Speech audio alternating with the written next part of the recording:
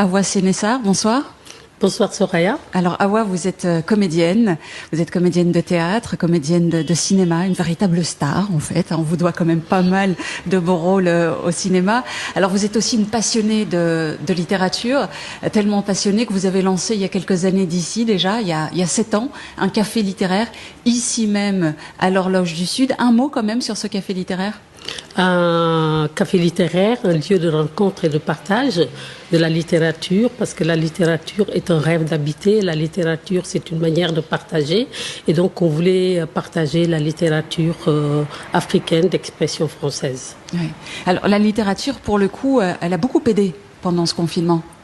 Oui, parce que puisqu'on n'avait plus ce lieu de rencontre où on alliait littérature et art culinaire, et comme disait Marie Scondé, entre la littérature et l'art culinaire, il y a une question de langue. Donc vraiment, on pensait que cette passerelle était intéressante, et puisqu'on l'avait plus, on s'est servi des réseaux sociaux pour beaucoup partager autour de la littérature africaine, surtout autour des femmes qui écrivent, parce que nous avons deux concepts. Un concept qui reçoit les femmes qui écrivent, Regard de femme, et un autre concept, Raconte-moi, où on revisite les fondamentaux de la littérature.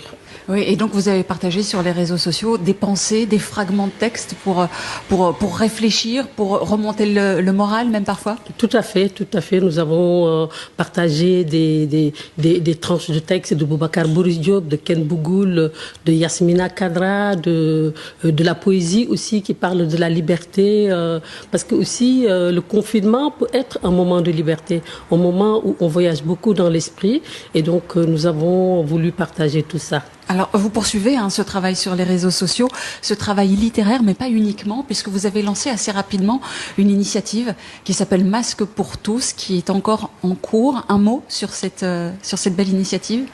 Oui, parce que quand le problème des masques s'est posé, on a réfléchi, on s'est dit, mais tiens, en Afrique, il y a quand même des tailleurs, dans chaque quartier, il y a des tailleurs, et on a fait une petite recherche, une petite réflexion autour de ça. Le pays dont je suis originaire, le Sénégal, il y a 300 000 tailleurs, et on s'est dit si chaque tailleur faisait 100 masques, il y aurait 30 millions de masques. La population sénégalaise, c'est 15 millions. Mais on savait aussi que si on s'approprie ce projet avec les beaux tissus que nous avons au plan local, et il y avait déjà le tutoriel de Grenoble qui était déjà sorti, donc on a eu ce tutoriel qu'on a envoyé à nos relais en Afrique, pour faire des masques, et c'est très joli parce que ce sont à base de tissu local, et puis d'autres gens se sont appropriés le projet, et l'État même s'est approprié le projet, donc ça marche bien. Qui s'est développé dans plusieurs pays en Afrique, qui continue de se développer au moment où on parle, jusqu'en Zambie, c'est ce que vous me disiez tout à l'heure. Tout à fait, parce qu'on est plusieurs dans l'association, des femmes d'origine ivoirienne, gabonaise, congolaise, et donc chaque femme l'a initié dans son pays, et donc ça marche, voilà. Oui.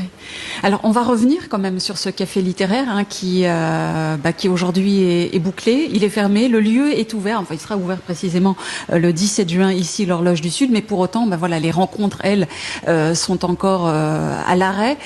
Comment est-ce que vous appréhendez le retour à la normale pour ce café littéraire qui sera plutôt prévu à l'automne pour le coup? Oui, on attend que les rassemblements soient permis.